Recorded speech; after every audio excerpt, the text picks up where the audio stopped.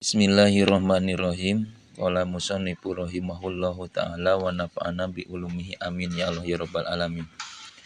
Tanbihun ari ieu eta pangeling-eling sahiji. Yang bagi peryogi lil abdi kahiji jalma naon ayab tasya yen tanalungtik itu si abdu teh doahu kana pirang-pirang anggotana si abdu adohirota anu dohir awal batinata sareng anu batin sobahan dina waktu subuh-subuh wa masaan sareng dina waktu sore-sore. Jadi penting urang sok cek anggota urang teh talungtik isuk-isuk atawa sore-sore. Kumaha nalungtikna hal hafadot nah ngaraksa itu aqdo teh hududallahi ta'ala kana aturan Allah allati anu hadada anu nyieun aturan Allah kana itu lati laha keur itu aqdo awata adat atawa ngaliwat batas itu aqdo. Nah, jadi di dia kan jelas. Tingali urang isuk-isuk sore-sore teh ye maneh teh yang gawotak nepi ka mana taat ka Allah. Kumaha bae maneh maksiat ka Allah terus kurang teh kitu. Kasieunnan bising ke dihisab hasibu qobla antu hasabu teh. Kudu bisa ngahisab urang sameme dihisab ku Allah. Wal komatnaha netepan ieu aqdo teh bima kana perkara umirat nu diparentah itu aqdo bi kana itu mah min godbil basori tina meureumkeun panon wahib dilisani tina ngaraksa lisan wal uduni sareng ceuli wal qalbi sareng hate agoiri dalik saliyana itu madkur ala wajhil ikhlasi netepan kana jalan ikhlas awalam takum atawa henteu netepan itu ado. Jadi tanya otabatan teh inget-inget urang teh maneh ye panon kumaha bae tadi lisan kumaha bae maneh teh inget-inget ceuli hate ka mana bae maneh inget teh nah ikhlas gawena atawa henteu tanggalnya ya Allah ya Rabbana. Fa in ra'a maka lamun ningali si jalma jarihatan kana anggahotana min jawari tina pirang-pirang anggahotana si jalma atoat anu taat itu jawari syakaro maka syukuran si jalma Allah taala ka Gusti Allah taala. Lamun urang diinget-inget sapoe ayeuna leungeun geus migawe ieu alhamdulillah. Suku migawe ieu alhamdulillah. Panon kieu alhamdulillah. Lamun dina kalusan taat syukuran walam yaru ulah ningali da si jalma teh nafsahu kana dirinya si jalma ahlan kana ahli dalik kana itu taat tapi memandangna ulah kieu urang mah leungeun geus dipake anu taat ka Allah mere suku diajak ka masjid leumpang panon maca Quran urang geus jadi ahli ibadah ahli taat model kitu ulah kitu tetep da kun inda nafsi sarunasnya kencek diri mah urang teu diri pribadi mah kudu jadi ngarasa panggoreng-goreng na manusia. Nya tapi kun indallah khairun nas jaja padipayunan Allah mah urang kudu jadi jalma nu panghalus-halusna ya tetep ngarasa mah urang kudu jadi ngarasa jalma nu paling goreng dina harti urang bisa taat ka Allah sapertikeun kitu teh lain karena ahli ibadah tapi karena rahmat ti Gusti Allah hidayah jeung taufeekna Allah kitu ningalina. Wa in ra'a lamun ningali si jalma kana itu aqdo kana jawari talatohot anu bobolokot itu jawarih teh bimasiatin kana maksiat minal maasi tina pirang-pirang maksiat akhoda maka tandang itu si jalma teh atau nyokot si jalma pinadmi dina nalangsa wal istighfari sareng minta hampura gitu. Lamun urang ayeuna ningadu maneh suku tadi geus dibawa ajojing leungeun maneh geus nyabok batur panon maneh geus nempo orat nu katuhu peureum nu kenca beunta kitu tah bibir maneh geus ngobrolkeun batur astagfirullahaladzim nalangsa ka Allah moal ngalaksanakeun kitu deui tah eta kewajiban urang kitu ari nu nalika taat urang inget bae ari nalika migawe dosa urang sok babaripo kan eta ciri jalma cilaka nisyanud dunubil madiyah jadi urang teh sok mopohokeun dosa nu geus galiwat eta teh alamatus saqawah eta teh cirina cilaka urang teh kitu ya Allah ya Rabbana. pagawean urang kitu mugi Gusti ngahampura kana dosa urang sadayana. Amin. Amin amin ya Allah. Tah etanya sumayaskuru tuluy syukuran si abdu Allah ka Gusti Allah taala idza lam yakdar di mana-mana teu ngawasakeun Allah ka eta si abdu alai ka si abdu aksaro kana leuwih loba mentil ka maksiat tina itu maksiat. Lamun urang geus nalangsa geus istighfar. Tuluy teh urang ngarasa embung balik deui kana eta dosa nepi ka teu ngalakukeun dosa, urang syukuran ka Allah. Ulah nyebut karena urang mah kuat ye bisa nahan maksiat. Lain. Da teh deui bismillahi masyaallah la yasukul khairu illallah. Teu aya deui nu ngered kana kahalusan eta mah pitulung Gusti Allah. Jadi tetep urang kudu syukuran teh ka Allah. Minimal alhamdulillah gitu.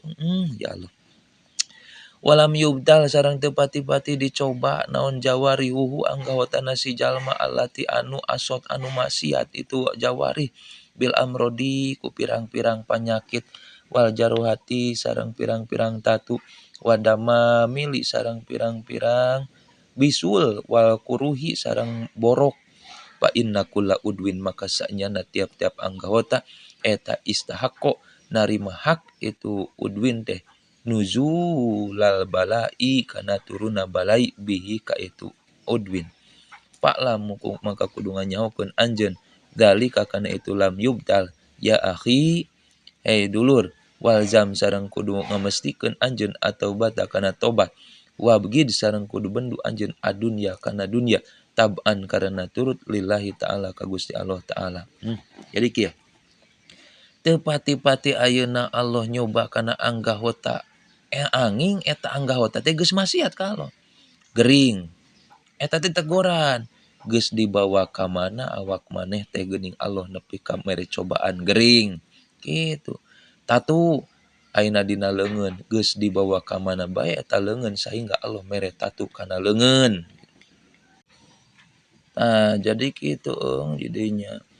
Bisul ya ayeuna bisul lamunna bujur sok ieu bisulna bujur teh geus dibawa ka mana eta bujur dibawa diu ka mana atawa dibawa ngabeko ka batur sehingga Allah bendu mere bisul kana bujur teh.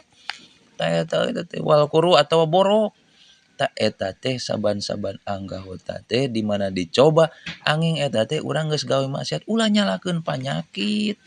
Ulah nyalakeun dahareun kitu. Nu panggilan ditanyakeun duh ya Allah abdi geus ngalakukeun anu Gusti abdi teh nya rumasa maksiat anu istighfaran ku urang teh. Fa inna kulla udwin maka sanyana saban-saban anggahota eta istahaqqo narima hak itu udwin nuzulal balai kana turuna balai bihi kana itu udwin. Fa'lam ya ahi tah sabab ayeuna tiap anggahota ngahak keur pikeun diturunkeun balai ku Allah. Nu keur pikeun dicoba narima hak eta teh hakna eta anggahota teh nyaeta narima balai ti Allah.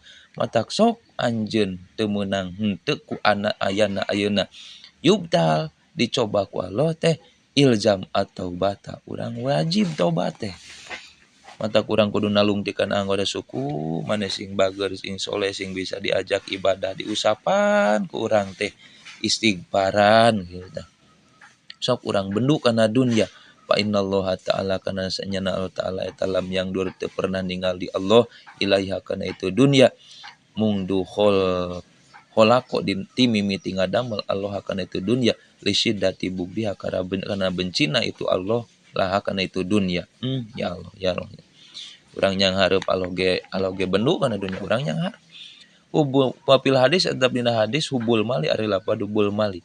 Hubul mali ari resepna kana harta wasaraf sareng kaleulewihan.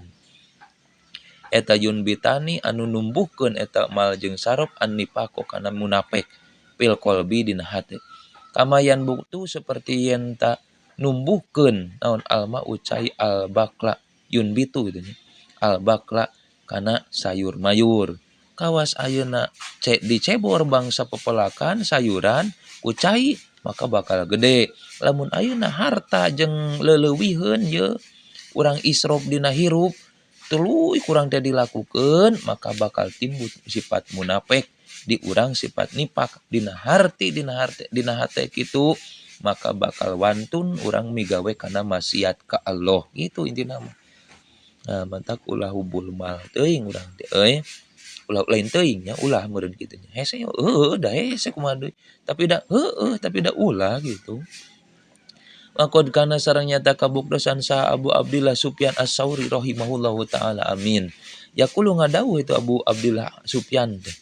Lau anna abada lamun sanyana Lau anna abdan lamun sanyana hiji hamba abada ibadah si abdan Allah taala Gusti Allah taala bijamiil ma'murati kana sakabehna nu diparentah ila annahu angin sanyana itu abdun eta yuhibbu mika cinta si abdun adunya kana dunya illa nudiya angin diundang alai kasih naon alai kasih abdun yaumul kiamat dina poe kiamah ala ruusil jami'i kana luhureun pirang-pirang sirahna itu sakabeh makhluk ala eling inna hadza fulan eling yo inna hada sanyana ieu ta fulanun nubnu fulan qad ahabanya taresep ieu si fulan makana perkara abgodo nu benci kana itu masa al haqu ta'ala dat Allah ta'ala kadu maka ampir-ampir deket-deket naon lah muwajhihi daging beungeutna itu si fulan yaskutu marurag gitulah.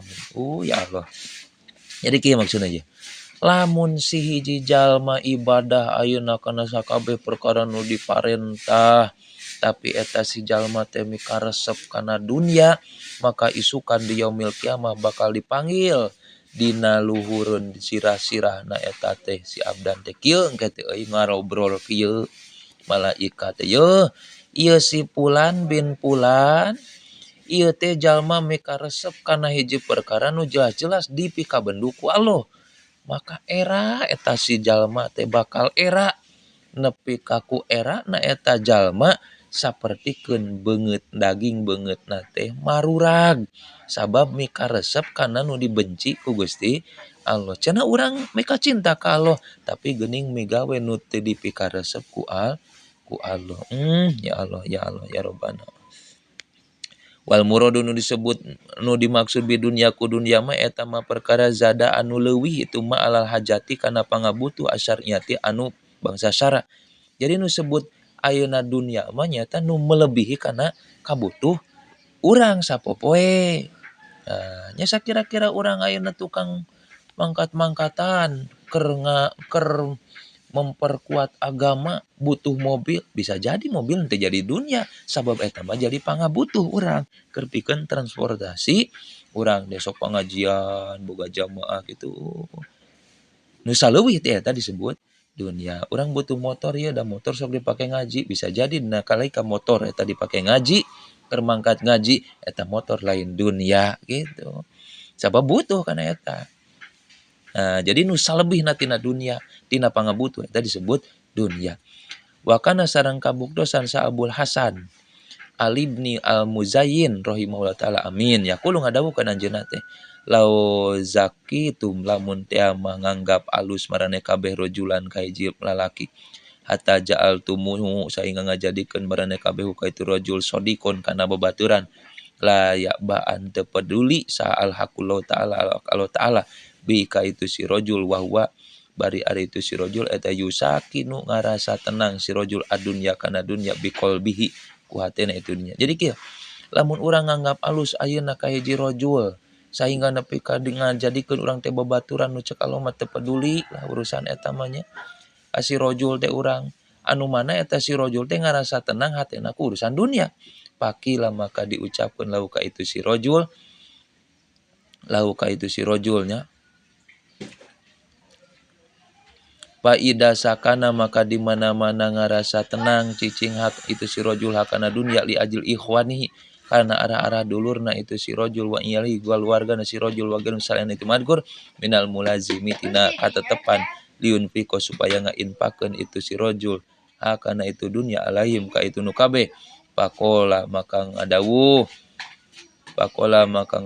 tah da'auna saya teh ieu teh Abu Hasan nya Ali tanya ka urang kudu ninggalkeun aranjeun kabehna ka urang sadayana min hadihi zalaqati tina ieu nyoledat wallahi demi Allah mahalaka ma ruksak saman jalma halaka anu ruksak siman min ahli tariqi tina ahli ibadah usul ka Allah ila man angin ila min halawatil gina angin karena arah-arah resepna kanu beunghar pinu pusihim dina hate-hatena itu ahlu tariq. Jadi kieu lamun urang ayeuna nganggap baturan, nganggap jijieun hiji jalma teh babaturan, anu mana urang bersandar kana duniana dengan harapan engke teh dulur, keluarga, jeung sajabana urang teh bisa kainpakan ku harta manehanana, maka cek sade geus tinggalkeun nu kitu mah.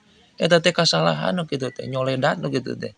Demi Allah, lamun ayeuna jalma ahli thariqah anu sakira-kira hayang wusul ka Allah tapi dina hatena eta jalma aya mikaresep kana kasugihan dina dirina bersandar ka babaturan supaya hayang rasa dibere, demi Allah eta jalma teh tah kasalahan geus tinggalkeun ieu teh. Wallahi demi Allah alladzi dat la ilaha teu di pangeran nu hak diibadatan illa huwa angin Gusti Allah. Ini sanyana kami la ripu yakinnya ho kami teh man ka jalma yadkhulun asub alaika siman non gordu dunya. Pemaksudan dunia, banda-banda dunia payaksimu maka ngabagi-bagi si jalma hu kana itu gordu ala hukukillahi ta'ala kana hak-hakna Allah ta'ala payasiru maka jadi naon dalika itu dakhola yadkhulu ma baro'atu sahatihi sarta bersihna palataran hatena si jalma eta hijaban jadi hijab kotian anu megatkeun lahu ka itu si man anilai ta'ala ti Gusti Allah ta'ala. Tah demi Allah lamun jalma sifatna boga kitu asanajan ahli thariqah tapi masih keneh rasa amis resepna kana rasa amis kasugihan kana kabeungharan dina hatena yakin eta jalma teh kahalangan kahijab pegatina wusul ka Allah kitu. Sabab nu jadi ngahalanganna harta dunia teh ya ya Allah ya Rabbana. Jadi mun rek urang babaturan be ulah nepi ka milih-milih babaturan urang teh hayang nu beunghar bersandar urang kana hartana yakin eta teh mata kahijab kana hate nepina ka Allah. Naudzubillahi min dzalik. Mudah-mudahan urang sadayana ku Allah diraksa sehingga hate urang sadayana tiasa wusul ka Allah Subhanahu wa taala. Amin ya Allah ya rabbal alamin. Wallahu a'lam bishawab.